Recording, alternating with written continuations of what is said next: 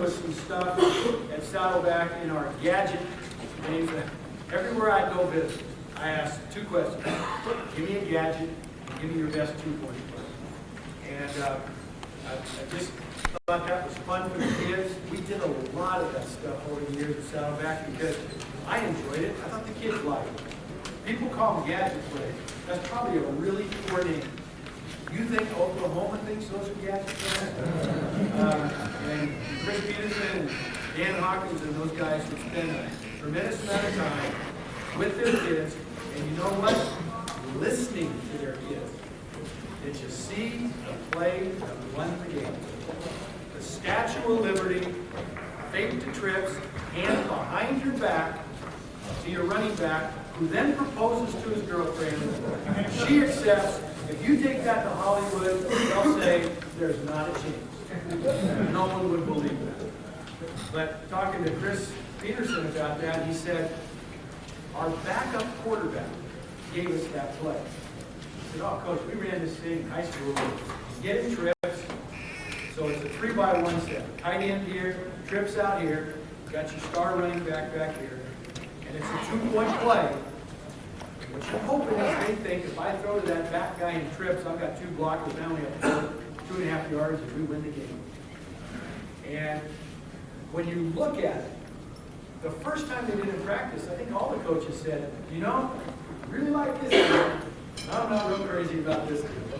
Game's on the line, a chance to be undefeated and end up being the only undefeated team in the country. Could we trust it? And in practice, those 2 backup quarterbacks convinced the coaching staff that Zabransky could open hand fake, put the ball behind his back. I don't know if you saw how they blocked it, but tight end, reach block, the tackle punched for a count, wrapped around, sealed everything off, and the running back runs in untouched. But it was all the movie details. Sell the pace. You never saw this on TV, but you know what the guy does out there? That's an option play.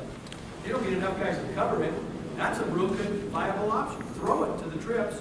See if you can get 2 yards. But when the ball doesn't come, the outside guy jumps up in the air. Now, you say, well, what does that do? It's way away from the play. Everybody's got to have a part. You know, so that was his part. The play that I enjoyed was in 1989, we're fiddling with our Gadget stuff at the end of practice every day. What do we do? It's 4th down and a mile, and we're behind by 5 points, and we need to win the game. Boise runs this play. And I'm telling my wife's sitting there watching it, and I go, Claudia, it's going to be Hail Mary special. Watch. And Gerard Grab, the number 1 that got the pitch play, played for us at Saddleback. Never played football in high school. Basketball player on the team. Going to the combine. But the science of this play is that Hail Mary itself, 3 up, has about a 10% chance of succeeding. Throw it as far as you can. What we always did with the Hail Mary is take the outside guy, and he was never going to catch the pass. He was going to run past all those guys and look for the tip. The other 2 guys were going to go up, and if you couldn't make a catch, back the ball up in the air and we'll take our chances. And the other guy on this side, the X receiver over here, was going to be, hey, if you're single, we'll give you a look on the go run. But you know what Oklahoma did? It's just like you would do. There's only 1 play left. You put 4 or 5 guys 30 yards from the line of scrimmage. Line them up back there. You put 5, you take your other 6, and you start defensing this. Some teams will come up and press this.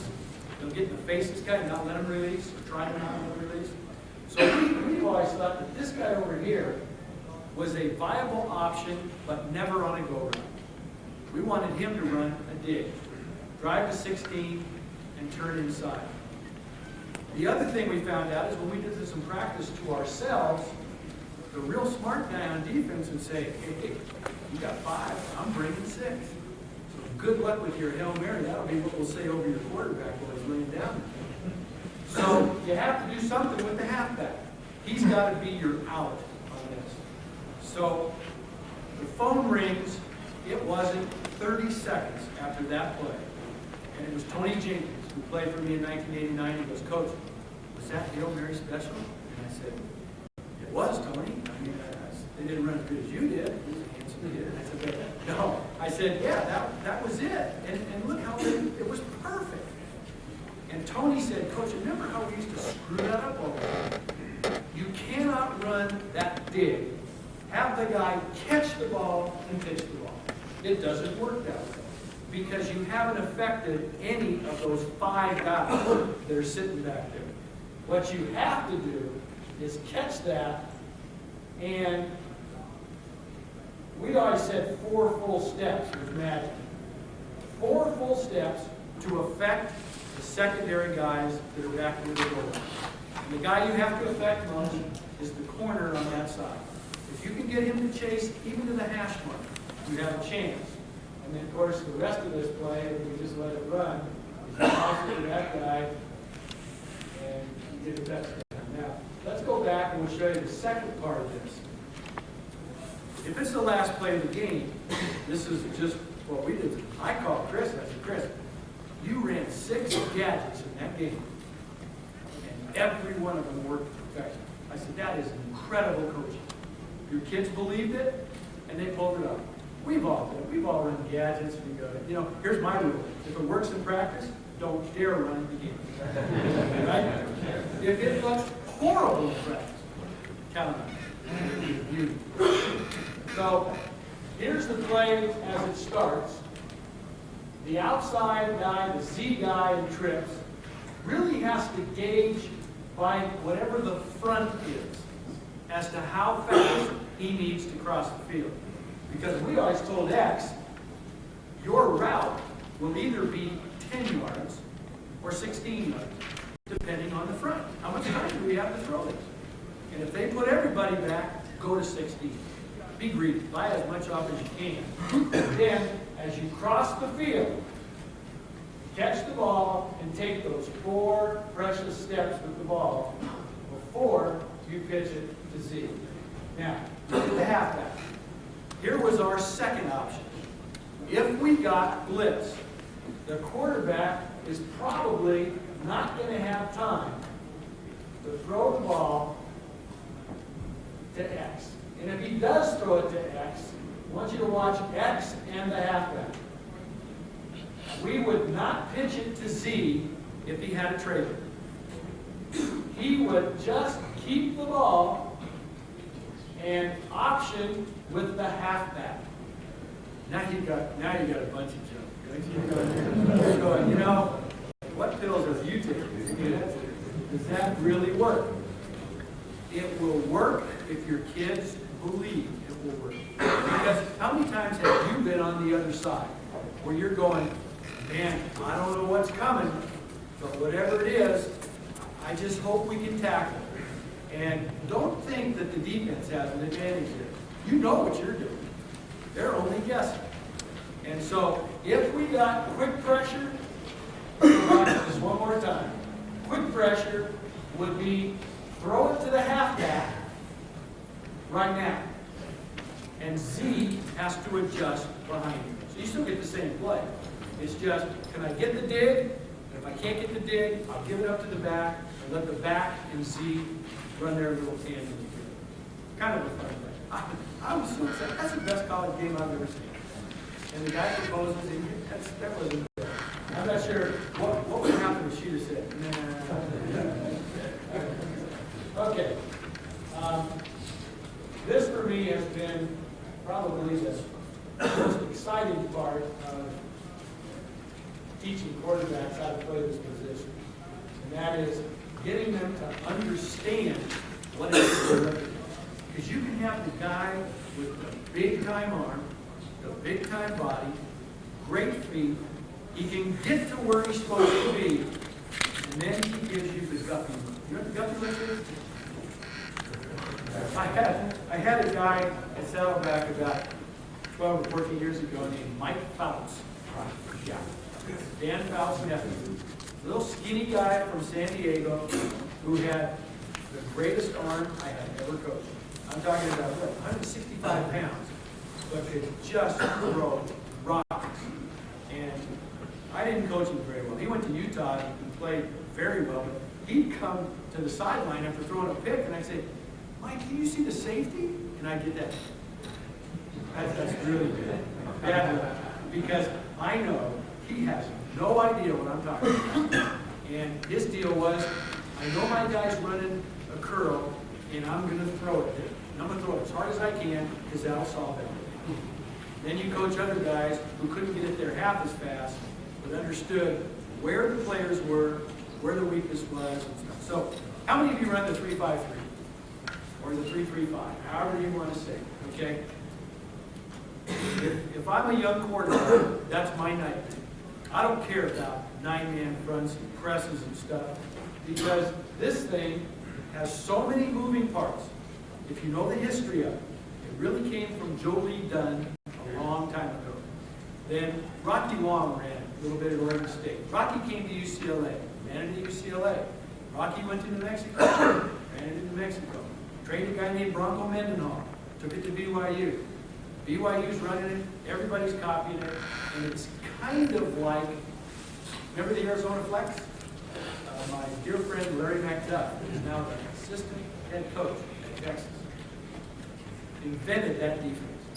And lots of people copied it because it was so innovative and it worked so well, but it did, just like this defense, put two guys in a terrible bind. And that's the corner. And if you're blessed with guys who can play aggressive man or who understand the concept of, on offense, what we always call reel-in man, and that is man-to-man at about 8 yards. They're going to let you dance and do all your stuff coming off and just read, and then break with the route of the ball. If you got guys good enough to do that, then this is the way that we teach it now. The base front, 3 down guys, and wherever they line up, I'm going to identify them. I'm going to find out where's the nose tackle, where are the other 2 down guys, because they're not always lined up in that position. Because this can go from the 3-5 to a 50 by moving those guys, and you don't have to go very far to do that. What can you do out of a 50? You can sling it, which has been around for 100 years. You can read out of that. But the other thing you've done here is gone to a real simple sky coverage in the secondary. If I'm asking you, Matt, I'll put you on the spot here. If they went from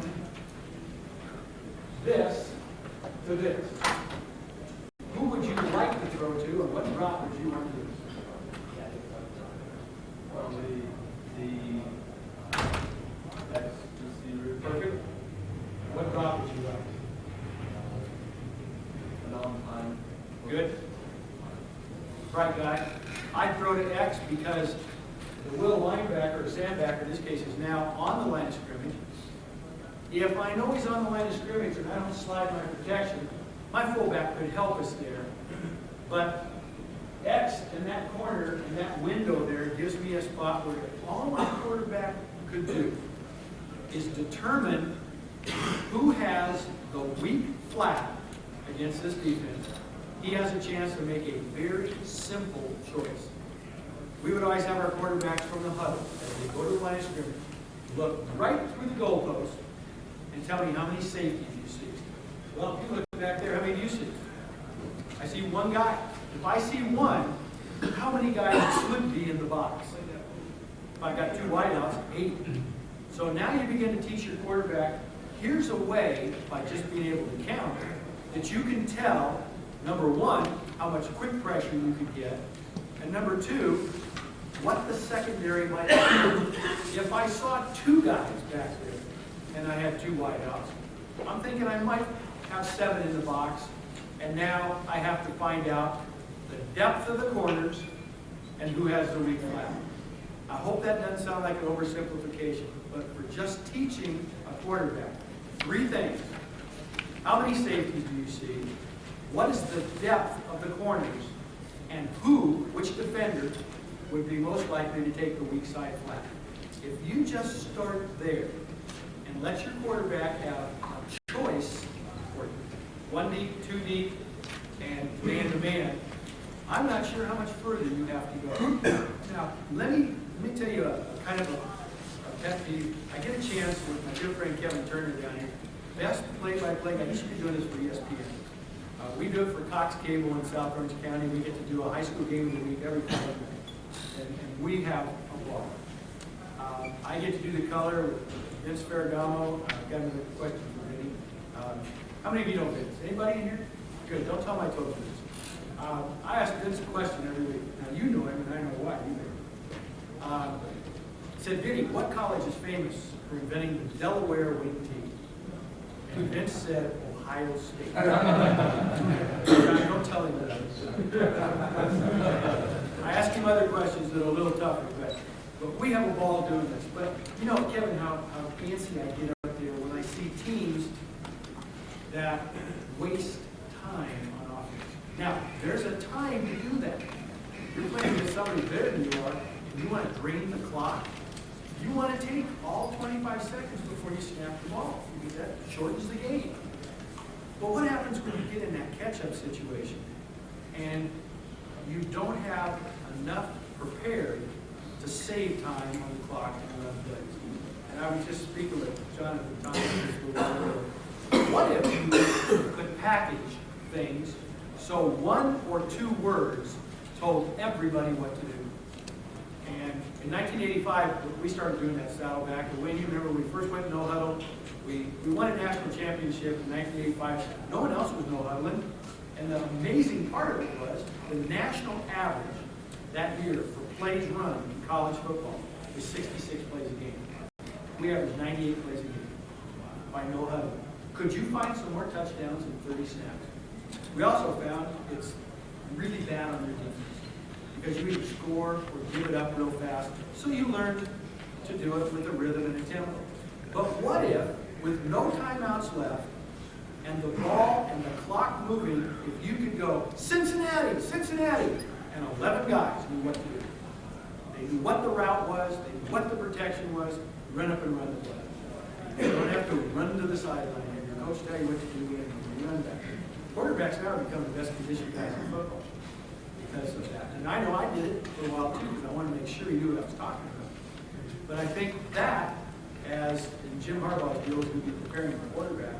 Your quarterback had a grasp of 4 football plays that he could run at any time on the field with any personnel package.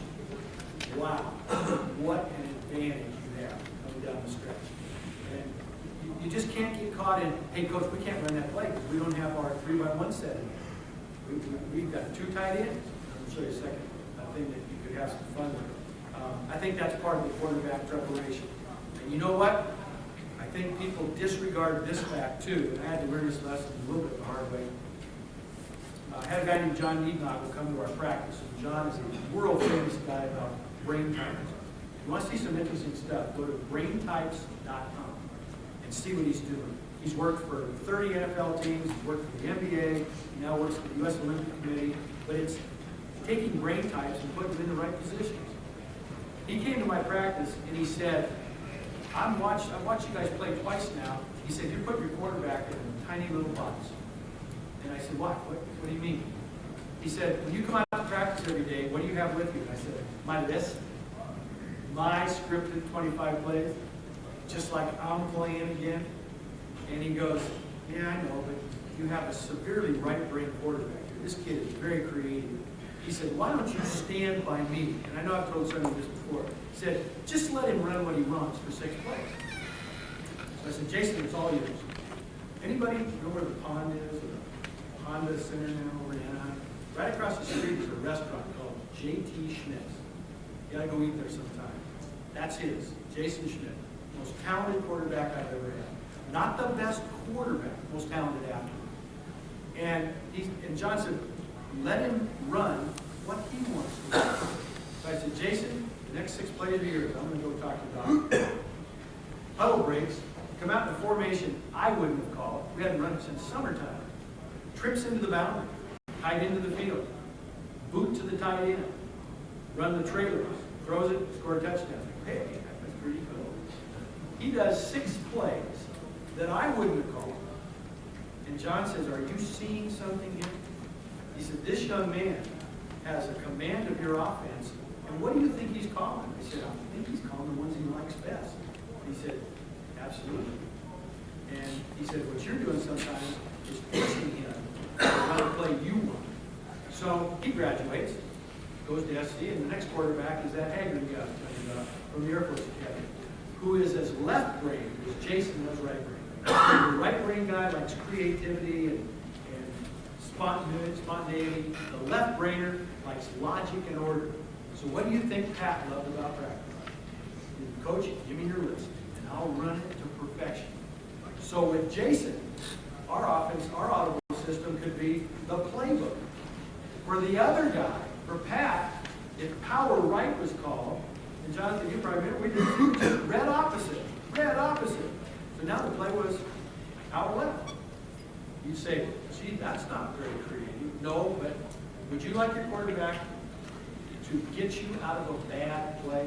It's the best thing you can do for your offense. Now, let's go on. By the way, if I run this through, this is how we teach from the 5-3 to the 5-2 to the 4-3 to the one that no one wants to see.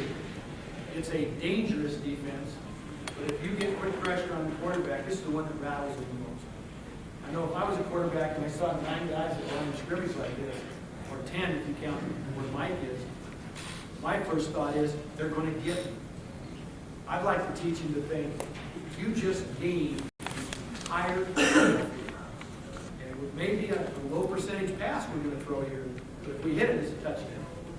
How many of you know exactly how wide a football field is? I mean, exactly. And you ask NFL kids, they're going to be NFL guys, they have no idea. They go, hey, coach, it's really wide. It's 53 1/3 yards wide. It's 160 feet. What is the difference? And by the way, how long is a football field? I love it when people say 100 yards. Those are if you'd like to score, it's 120 yards. But the biggest difference between high school football, college football, and the NFL are the hash marks. Why don't you see corner blitz in the NFL very often? Because the hash marks are so close together, when receivers line up on the number out there, that's too far for that guy to get there. So you see safety blitzes in the NFL. In college, ask Pete Carroll. He runs double cat all the time. That's 2 corners coming, and then just gets soft behind him. In high school, where the hash marks are the widest, I need my quarterback to know, if you're in the middle of the field, which of those defenders poses a blitz threat? Well, I'd say most of them. I'd say now I've got to make a choice, and I've got to make a choice that buys me time. From the drop perspective here, he better be doing 3 quick. He better know that's the step package he has to use to get a ball off against us. And then he's got to have something he can say at the line of scrimmage that tells the receivers, here's what we're doing. You've all heard of route adjusting. Route adjusting is, sometimes it's a fanciful idea. You know, it's like, yeah, we route adjust. What do you route adjust to? Well, we hope that guy goes from a streak to a curl, or a curl to a streak. I'm not sure how much time you'd have to route adjust against this after the snap. I believe this has to be a call. And your quarterback really should be able to look at that. Cincy! Cincinnati might be 2 verticals, and one of those guys, either the fullback or the tight end on a bench route. Something I can take 3 quick and get rid of the ball. If that's packaged, you can win in that situation. Otherwise, defense has a huge advantage here. The other thing my quarterbacks are good at is he got it. Okay? Now, let's go to have about 400 plays in here. It's kind of a story for us on TV. Let's go to something that I did for a small college in South Carolina this year, University of South Carolina, Charleston. And I have this quarterback right now. He threw for 11,000 yards in 3 years. He's got a receiver named Maurice Williams, who's working out with us at the cutting edge. And I'll tell you what, he is every bit as good as Roy Williams. Nobody knows about it.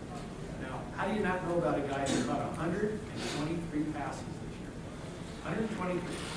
6'3", 190 pounds, 42-inch vertical. You know the standing broad jump they use in the NFL? The little carpet we use is 110 inches long. He did 114 inches. Now, does that mean he's a great receiver? No, those are numbers. I'm not sure I've ever been a numbers guy until you see him catch the ball. In this little package here, I'm going to let it run through once, and then I'm going to show you how you can take your offense from a pro set to 8 different formations. And I'm hoping like crazy that Mike's coach, my dear friend Bruce Robinson, will let me throw some of this stuff into the map, because he's so bright and he'd be able to read these. I'm going to run it through this time and just let them go all over the place. We start off in, for us, I left, right? Everybody call this I left. Simple formation. From a defensive perspective, when I'm showing linebackers and secondary guys, where's the run strength here on defense? Run strength is over here where the tight end is. Let's just run it and watch these guys move around. We're going to go from I to twins, to 3x1, to empty, one side, empty the other side, tailback, quad, okay. Now, you're probably like, hey, this is just like Pac-Man. Just, what are you, nuts? Let them run around like this? Let me show you what we did with the Charleston guys. Their coach had them memorize this shift pattern. And if in the huddle they said 1, power left, that's the base formation. Or 1, pass power left, 628. How many of you use a passing tree? Numbers? Okay, so you might know what I'm saying. Power left, pass power left, 628, a 6 route, a 2 route, an 8 route. If we wanted formation 2, Z knew that he would go in motion. We would now be in twins over here. Run strength is still here. Pass strength is over here. Okay, that was number 2. Number 3. Now, if that's Reggie Bush, you got some. Or if your tailback can catch. Now, we're in a 2x2 set. How many of you use that terminology? 3x1, 2x2. Okay. So now we've got 2 receivers here, 2 receivers here, and we are now in the NFL's most prevalent formation. This past regular season, 68% of all the plays run in the NFL will run from that set. One of the kids we trained at Athletes Performance, he's just as good a kid as I've ever met. His name is Mike Carney. Mike is the fullback now for the New Orleans Saints. He's 6 feet tall. He's 5'11". He's 5'9". But he weighs 260 pounds. And if you watch him play in Chicago this week, you're going to see a dynamic football player. Because the NFL now only has 16 teams that use a true fullback, then the guys who play that position have to also end up being like a U-back or like a tight end. If you have that kind of guy, plus a tight end, you can do all of this stuff. So now, we just went to a 2x2 set by moving the halfback out. The next one is a form of empty. Now, 1995, we were 2-3 in the middle of the season. And some of you know the story. I said, hey, we didn't do this in junior college. I said, we're throwing out our offense. We're starting over. My wife didn't think I was too stable at that point, but I said, what do we have to lose? So we put the quarterback in the shotgun. We went 5 out. And we won 23 games in a row. We were having fun. And it was built on this principle. There's still a possibility that you can run the ball from this. If your quarterback has any of those skills, what we found is the second we spread the field, we began to see man free. We began to see some cover 2 shell. If teams thought, hey, we're going to drop everybody against you, we started seeing a coverage I hadn't seen very much before at all, and that's zero coverage. That's no safety, 6 guys coming, 5 guys covering man-to-man. So you see, automatically, you might have a problem with protection. So inside of this form of empty still has 6 guys blocking for the quarterback. Tight end's one of those guys. Does that make sense to everybody? Because, trust me, I'm protecting this guy. I need to make sure that he understands how many guys are in and where the pressure can come from. So let's go now from this one to this one. Say, what's the same formation? It really isn't the same formation. Because when I put the halfback on the line and back Y off, how many of you run the fly in here? Anybody? Okay. Mark Speckman. I saw Mark today. I don't know, Mark, are you in here somewhere? Okay. He invented it. I'm not sure he invented it, but he perfected it. He's up at Willamette now, but that little offense is just a kick. Well, your running game could now be Z coming in motion, which this school did, Y coming in motion, the fullback coming in motion, or the one that began to make the most sense. When you get to empty, if your quarterback has any running ability at all, you run quarterback counter, quarterback trap, quarterback draw. And you attempt to use the defense's pass rush scheme against them. Does that make sense? Now, I had this long discussion with Steve Spurrier. This was 1995. I go to the National Convention. I'm showing my films of our empty. We won the last 8 years, and we were having fun with this stuff. And they played Nebraska in the national championship game that year. Danny Warfel was a junior. Anybody remember what happened to Danny in that game? Yes. Florida gets empty, and he's still under the center. And 2 Nebraska rush ins. It was like pick a leg. That's the original wishbone. Just take the quarterback and snap him in half. Because they knew on his 3-step drop, he'd be about 5 yards from the center. And those 2 rush ins, they just beat him. And he got hit 17 times. He got sacked 8 times. And he turned the ball over 4 times. But Steve's point at that time was, the shotgun is a crutch. I'm not going to use it. He's going to 3-step, we're going to beat that. Well, even the 3 quick we were talking about really doesn't work against that.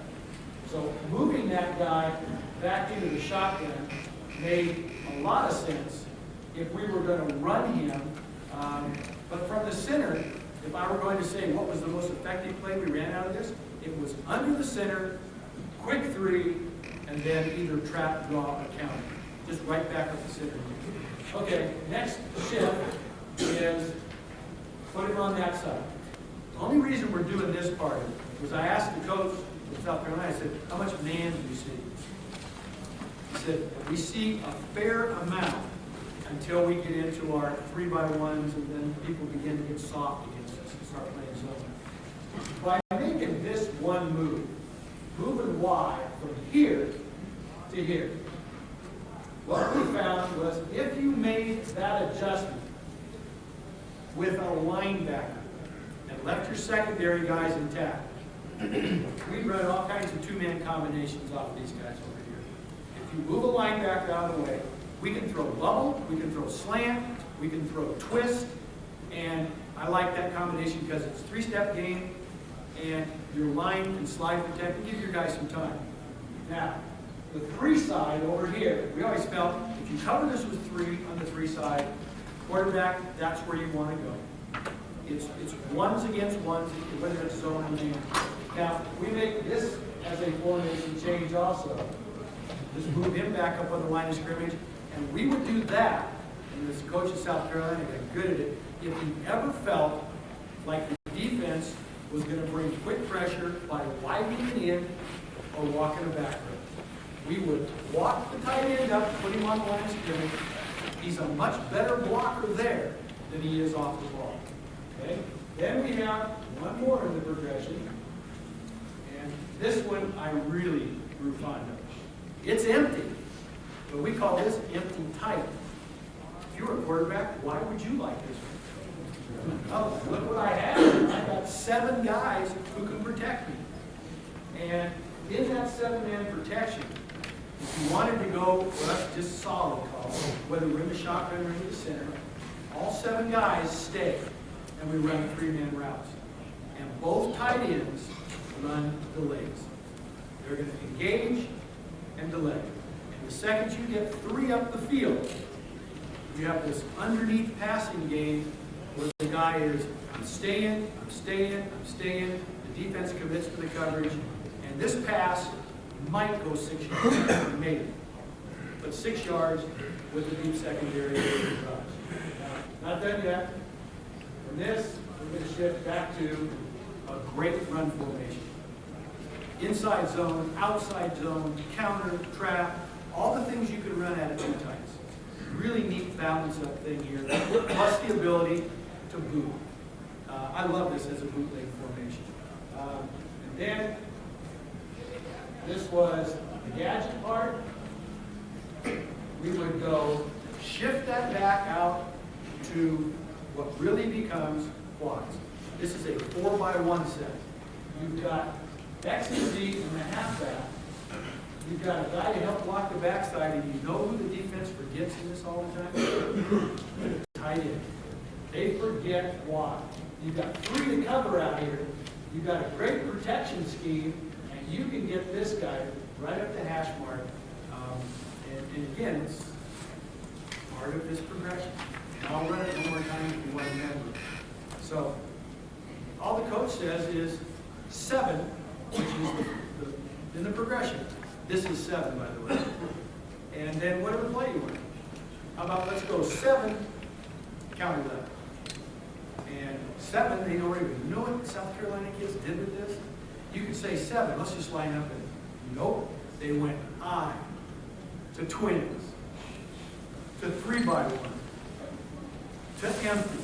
And there's a film, and I wanted to bring it today to show you, the defense from Woolfolk State or something back there playing. Guys on defense are going, I'm not sure, there's a 25-second clock. This takes the choreography. But if you teach your kids this, you don't need to shift all this. All you need to do is say 5. Remember what 5 is. You know what that formation is. You know what 6 is. You know what 7 is. Run the play. Would that be easier than in terminology saying, I left slot, sail, 248, see quick? How many of you know what Kevin Gilbride is? Kevin, when he was the head coach of the San Diego Chargers, went down and listened to, it was really neat. These two guys on staff, you get to see him right by the huddle and listen. Not uncommon to have a 14-word play. 14 words. You got some guys that are about word 7, they're going, they're done. You know, they go, what's the snap count? And part of this, Jonathan, I was impressed that you remembered this.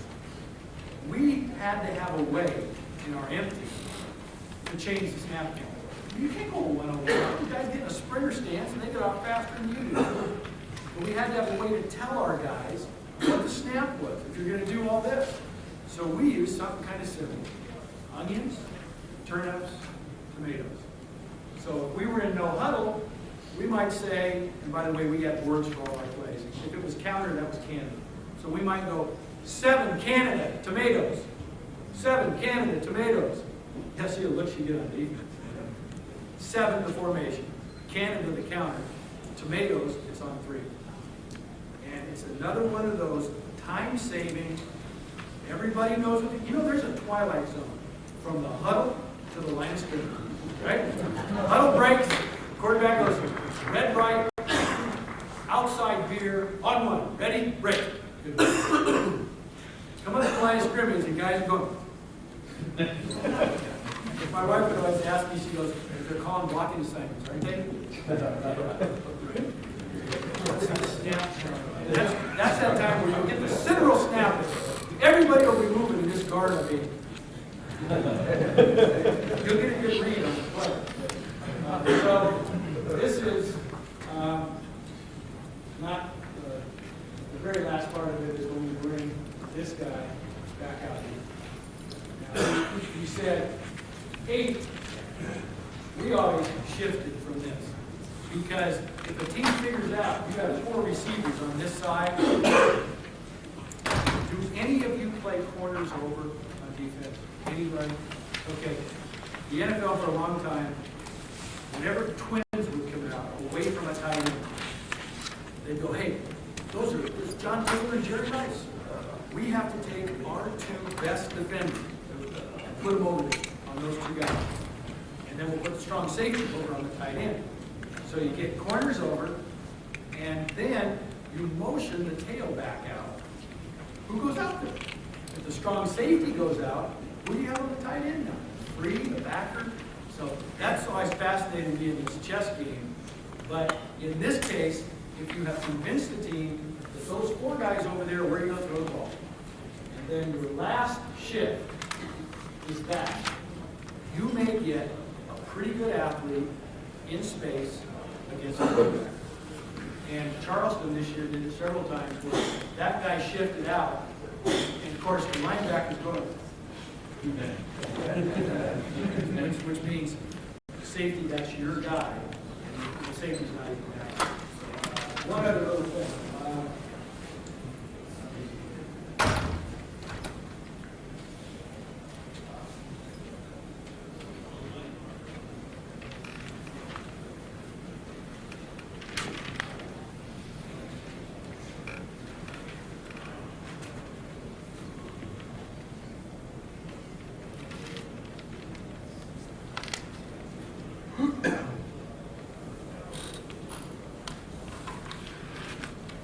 Okay, quarterback in determining coverages, if you break down the basic secondary coverages that you would see in high school, and you probably still see in college, the pro things are only variations off of what all of you teach.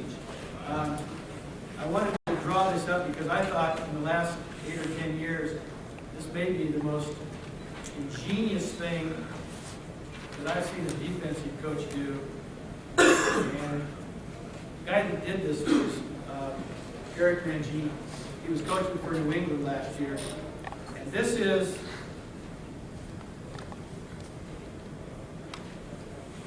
corner strong safety Sam.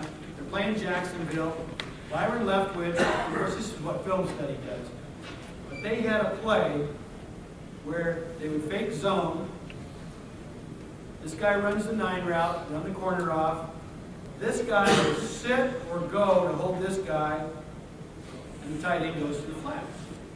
And that's who they threw to almost all the time. Now, straight man-to-man, if Sam chased this, they'd probably take this inside route. Maybe you saw this on TV.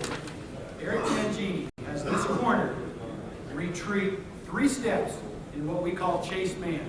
Here comes the receiver, and he went 1, 2, 3, plant, and turn, and come right back into this, intercepted the ball, ran for a touchdown. Okay? I've never seen that before in coaching. You say, how often could a team get away with something like that? Maybe once a season, maybe once a game. I don't think we'll see that many different kinds of coverages. So we'll show that to our players as, hey, isn't that cute? And if the corner bites on that, and your quarterback is good enough to read that, the 9 round is a touchdown. But in this case, it was terrific defense. If you ask the quarterback what he saw, he said, I saw the corner take off in man. That meant to me, go to the tight end in the progression. So they're going to get fooled sometimes, but this is how maybe we teach them to understand. First thing I see there, Manny, what do you see there? If you look through the goalposts, how many safeties? Depth of the corners? Okay? We would think this might either be 2 zone or 2 man. Okay? The thing that might make me think 2 man is that the corners are closer than 7. These guys are about 5. Now, if they walk up and they're in my guy's face, then I think I might be seeing 2 man. But the next, as long as we say that 2 deep, remember our progression. How many safeties? 2. Depth of the corners, up. What was the third one? Remember? Who has the weak flat? In this case, Will. And he's sitting in a pretty good position to defend the weak flat. Next coverage. I don't know how many of you run this for a long time. It Okay, America's defense. Quarters. How many of you run quarters? Okay, really good defense. The tip-off for a quarterback, as you see this thing unfold, is if the quarterback comes up and sees two safeties on the hash, I think two. If that safety drops down, and we kind of always look for this, the depth of the strong safety in the corner and quarters is almost identical. The third defender there is the sandbacker, and the corner on this side can very often be in press. He can walk up because he knows he's a good run support guy and he's got a safety on top. So try to teach him all the things we can about quarters. Okay? This next one. My quarterbacks would need to know. How many safeties do we see? See one. What's the depth of the corners? Press. Who's got the weak side flat? Well, Will's in a great position there, but I think this is probably man-free. And in man-free, I like motion, which we could do with a word in this setting deal we did, or against man-free, in this stuff, in two backs, I like attacking in the middle of the line of scrimmage. Because if you pop it there, you normally have a big, big play. So he has to understand that's what man-free might look like. Then this one. You don't run this defense, you ought to sometime. Got this from my friend John Pease, who's still in the NFL. But this is ends over. And ends over, if the team's not paying real close attention, you're way outnumbered on the left-hand side of the screen. So the quarterback in this case, I want Matt to be able to look at this and change the blocking scheme. I'd like to slide my protection to the side of the end zone. And I could use a fullback or a tailback over there and make sure that my six can block their six. And then on this side, if I want to keep the tight end, it'd be something simple like, Lucky, Lucky, stay. Lucky, stay. Lucky is slide left. Who's stay talking to? Tight end. We keep you in. You know what? I'm going to play pass now. I might be throwing to two guys. But the key is I have time to throw to two guys. I don't get stuck back there. If you think trusting your protection to the quarterback is scary, I think it's scarier trusting your protection to your center. He doesn't have a great view of things. Yet, watch the Patriots this week. Boy, their center gets down in that funny little thing where he looks around, and he can call a lot of those schemes from what he sees close to the line of scrimmage. The other thing, and I needed to touch on this too previously, you see it a lot now in college and professional football. You may run it. They're in the shotgun. We used to call it freeze. Shotgun snaps now very seldom go on counts. See the guy lift his leg and then the center snap. The freeze is nothing more than everybody's ready. Quarterback goes like this, and nothing happens. But in the huddle, if you said gun right, 426, freeze it. That means the first time I lift my foot, nobody's moving. And then after that, we're going to look around again. Look like we were going to snap the ball. Defense might have kind of tipped a little bit what they're doing. And then the second time I lift my foot, we snap the ball. While I'm on, I'm running out of time, I'm sorry. I just need too many things to talk about. Have you ever been in a situation late in the game, it's third or fourth down, let's say, SC against Texas last year, and you need a first down to win the game.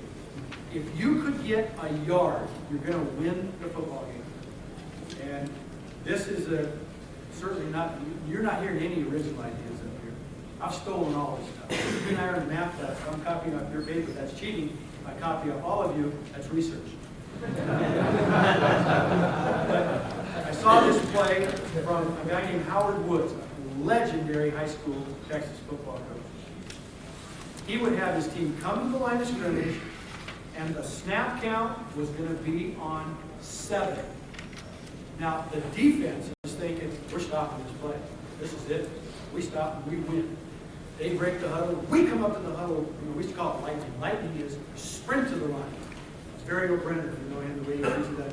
Sprint there, put your hand down, get ready to go, and go on 7. And the key is you teach every offensive lineman and the tight end. When you put your hand down, close your eyes. Close them. And you know, you make it clock, but that's okay, you'll be a hero. Close your eyes, because we don't want that guy to move and you to jump and have the official call it illegal procedure. And the quarterback then, you practice and practice this. He's going to come up and go, hut, hut! Hut, hut! Hut, hut! Now, most of our guys can count to 6. The reason it was on 7 is this is a rhythmical cadence. Non-rhythmical might be hut, hut, hut, hut. And by doing it on 7, everyone knows it's on 7, and we're going to run either power or ISO or something. But that kid on defense has had the testosterone building up for 5 or 6 or 7 seconds, and he's loaded for bear, and you guys are just in that stance with your eyes closed. So it's hut, hut, hut, hut, hut, hut, hut, and run the play. And I'll tell you what, it's crazy. You may not get 1, you might get 20. Because the other guy's been sitting there waiting for 10, 12, 14 seconds.